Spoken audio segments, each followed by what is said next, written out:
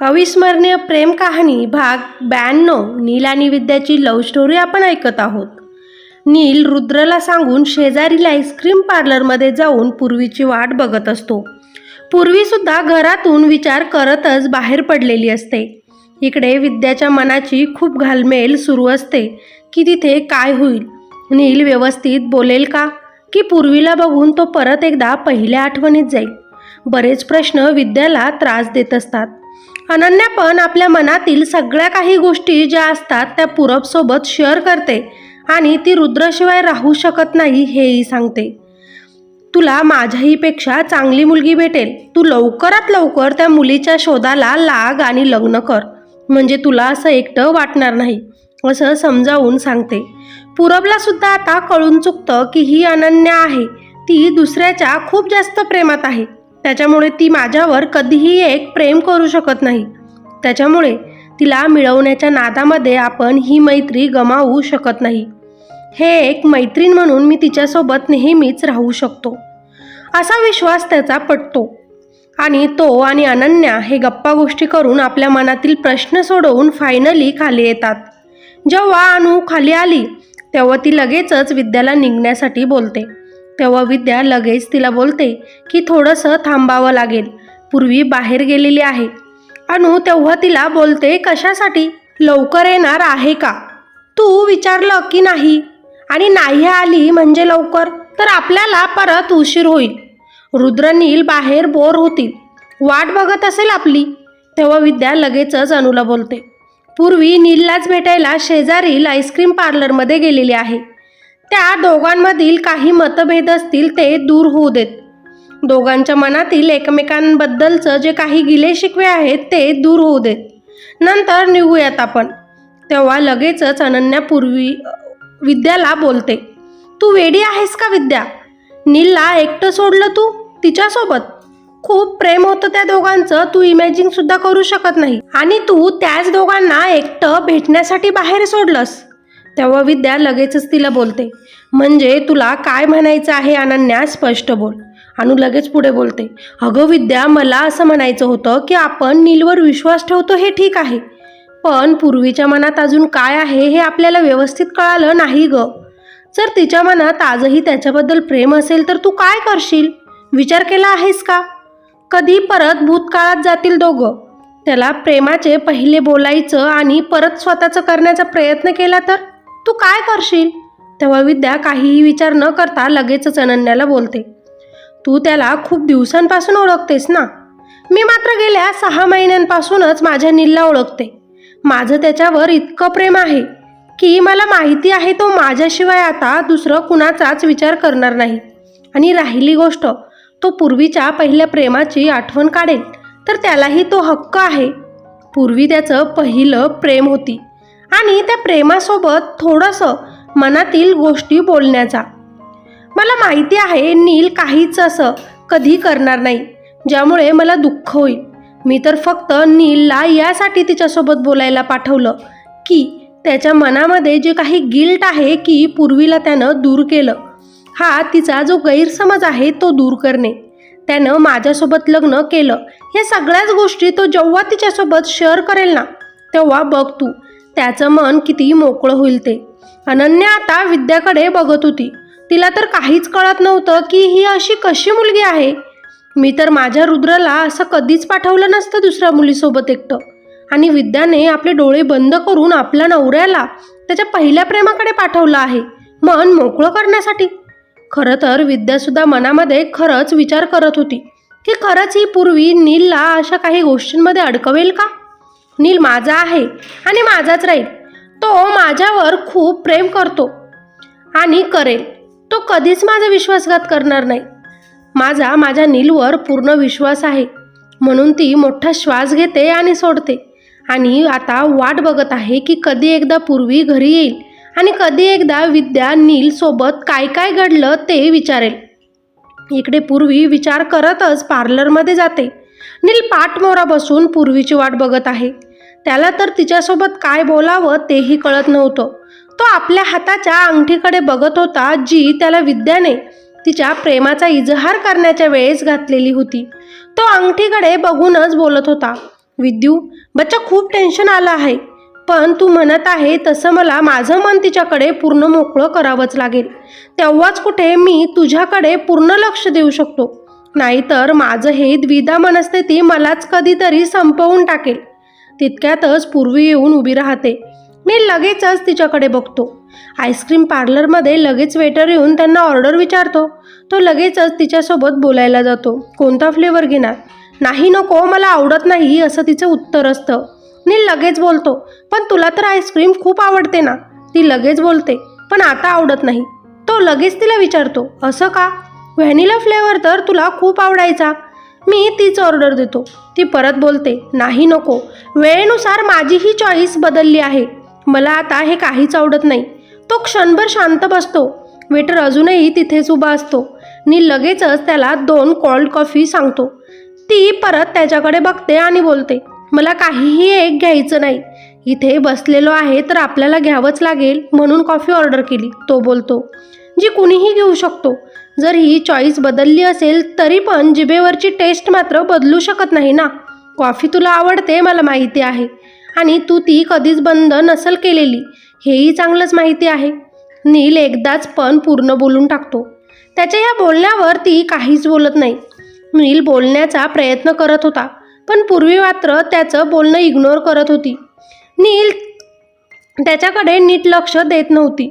म्हणून आता नीलची खूप मनामध्ये चिडचिड होत होती आणि तो विद्यासोबत मनातच म्हणत होता, हे कुठे येऊन बसलो मी?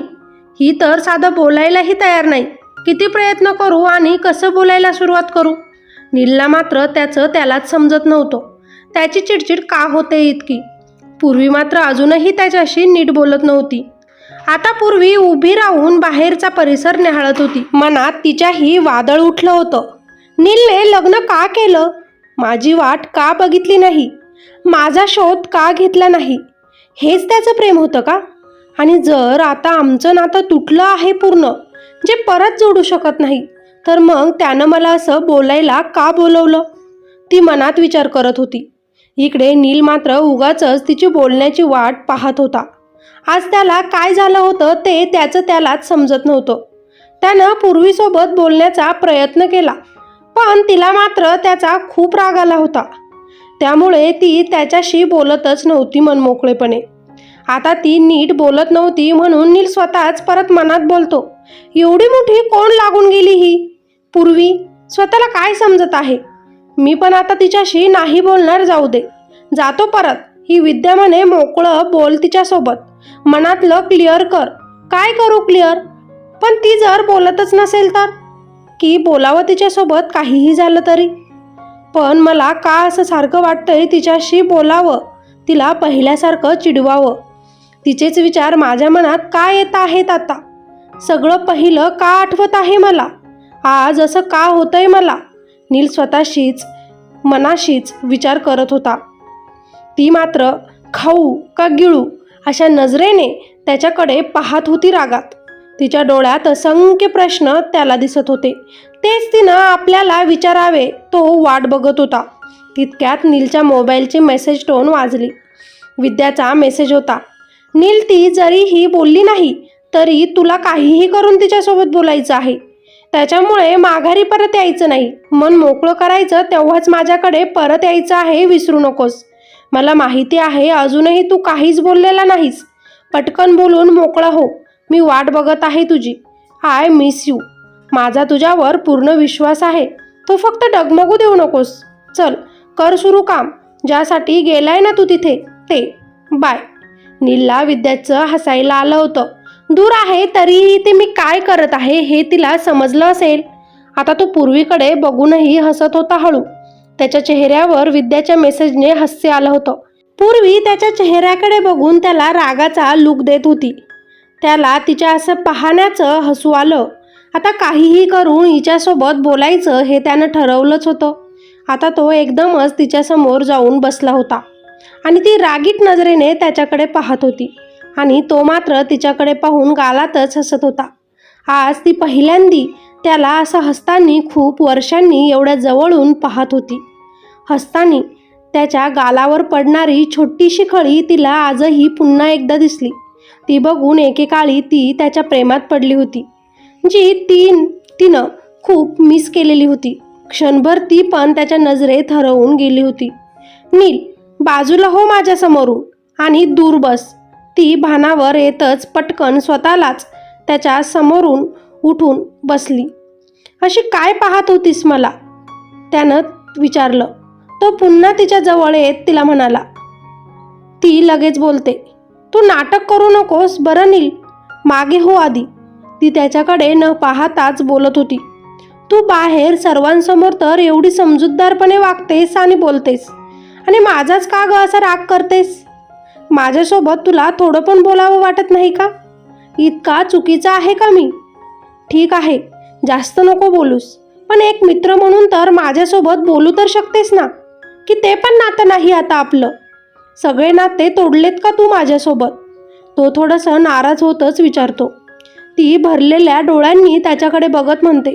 मिस्टर नील बिर्ला, नाते तुम्ही माझ्यासोबत तोडले होते की मी तुमच्यासोबत?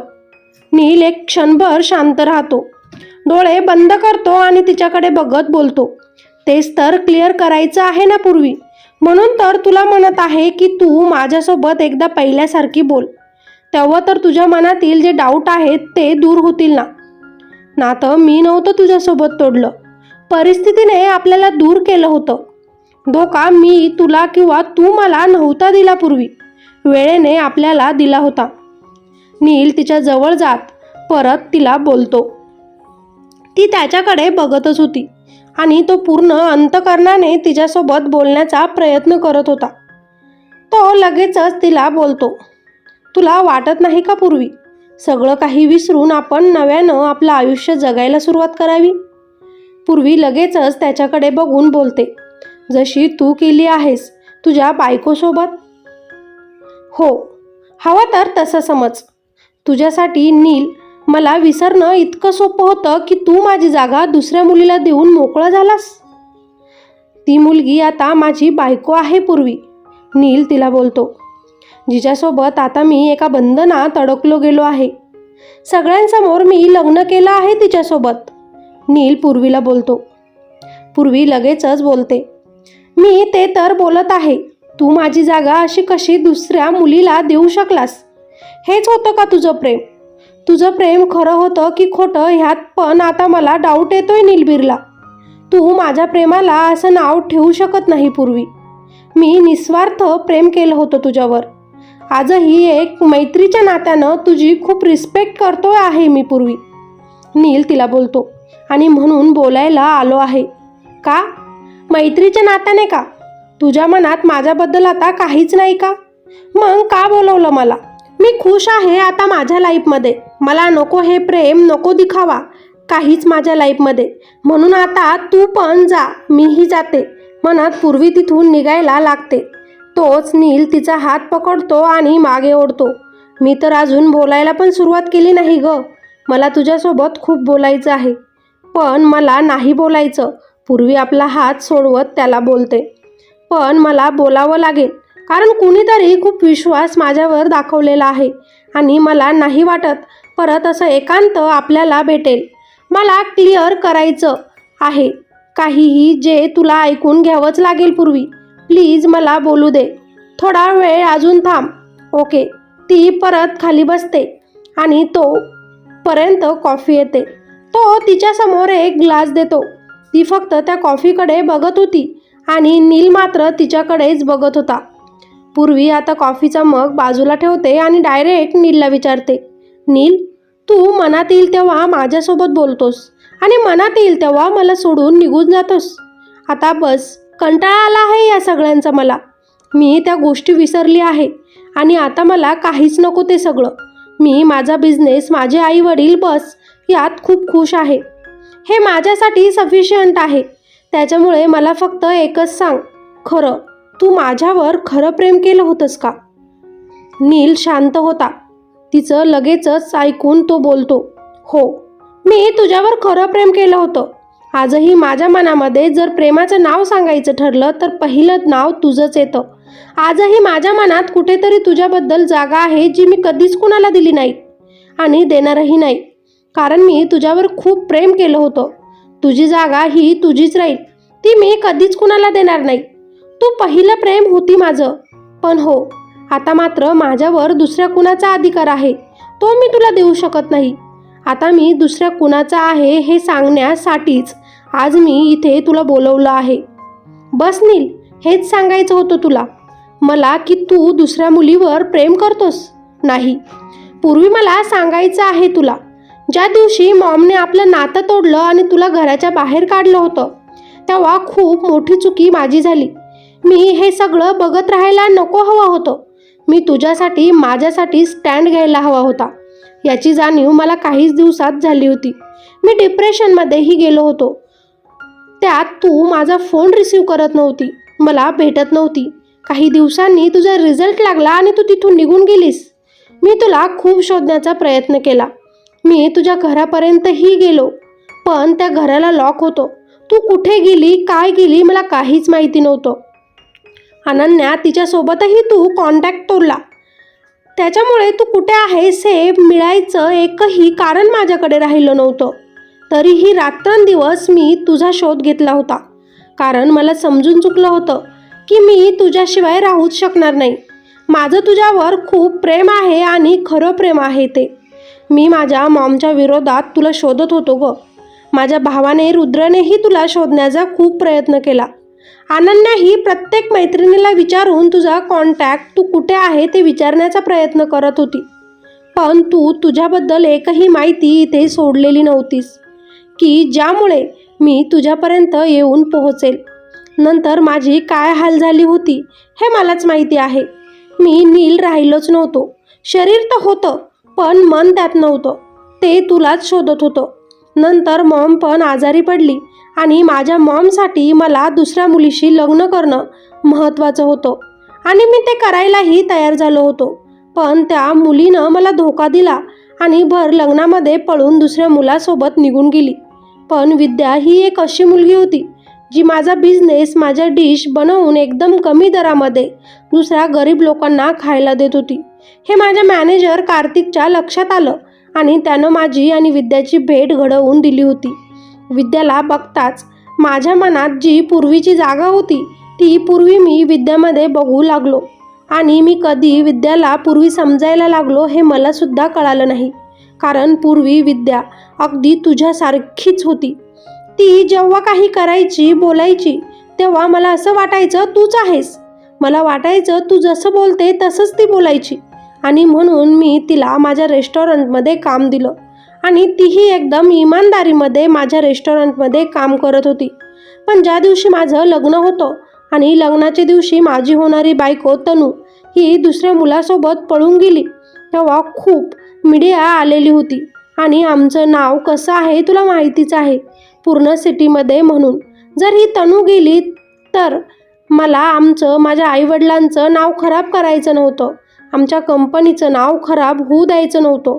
म्हणून मी तनूऐवजी डायरेक्टच विद्याला तिथे मंडपात नेऊन बसवलं आणि विद्यासोबत लग्न करून घेतलं, तेही तिच्या मर्जीविरुद्ध.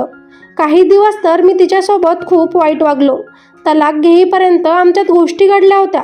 6 महिन्यांचं कॉन्ट्रॅक्ट मी तिच्यासोबत बनवलं होतं. तेव्हा माझी मॉम देखील विद्याला अजिबात पसंत करत नव्हती, पण विद्याच्या मागे तिला बघणारं कुणीही एक नव्हतं. सोबत राहून राहून कधी आमच्यामध्ये प्रेम झालं मला माहिती नाही, कारण ती खूप चांगली मुलगी आहे. तिच्या मनामध्ये अजिबातही पाप नाही किंवा अजिबातही लालच नाही. तू गेल्यानंतर मॉम माझ्यासाठी ज्याही मुली बघायची त्यात फक्त माझ्या पैशांवर प्रेम करत होत्या. माझ्यावर एकाही मुलीने कधी प्रेम केलं नाही, म्हणून मी एकही मुलगी तेव्हा पसंत केली नव्हती. पण तुझ्यानंतर मला विद्यामध्ये असं एक दिसलं की विद्याला माझ्या पैशांमध्ये नाही तर माझ्यामध्ये इंटरेस्ट होता. मी काय करतो, कसा डिश शिकवतो हे बघण्यात ती व्यस्त असायची. तिनं कधी माझ्याकडे वाईट नजरेने बघितलं नाही. म्हणजे ती लालची नाही, ती साधी सिंपल राहणारी मुलगी आहे आणि ह्याच गुणांमुळे मी तिच्या नकळत प्रेमात पडलो गेलो. मला तुझी आठवणही यायची, पण विद्यासोबत असल्यामुळे मी तुला एका बंद रूममध्ये माझ्या हृदयात कायमस्वरूपी ठेवलं होतं. मला कधीच वाटलंही नाही की तू अशी परत एकदा माझ्यासमोर येशील. पण जेव्हा मी तुला बघितलं, खरं सांगतो, मला खूप आनंद झाला की तू ठीक आहेस, स्वतःच्या पायावर उभी आहेस. आज तुझं हे नाव जे पूर्ण जगामध्ये आहे, मी तुझ्यासाठी खरंच खूप खुश आहे पूर्वी. म्हणून मला फक्त तुला एकच सांगायचं आहे, जसं मी माझ्या आयुष्यात पुढे गेलो विद्यासोबत, तसं तूही तुझ्या आयुष्यात आता पुढे जा, एखादा छान जोडीदार शोधून. तुम्हाला ही स्टोरी कशी वाटली मला नक्की कॉमेंट करून सांगा. आवडली असेल तर लाईक नक्की करा आणि चॅनलवर नवीन असाल तर भरभरून चॅनलला सबस्क्राईब करा. आणि ह्या स्टोरीला जे प्रेम देत आहात त्याबद्दल सगळ्यांचे मनापासून धन्यवाद.